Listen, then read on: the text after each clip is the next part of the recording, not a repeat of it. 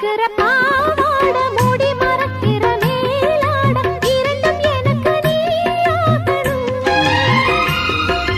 நீந்தி குளிக்கிற நீரோட நெஞ்ச தழுவுற பூமால இரண்டும் எனக்கு நீயாகணும். இந்த அள்ளி குளத்தில மீன் கொதிக்குது, தண்ணி தழும்புது, தாளம் அடிக்குது.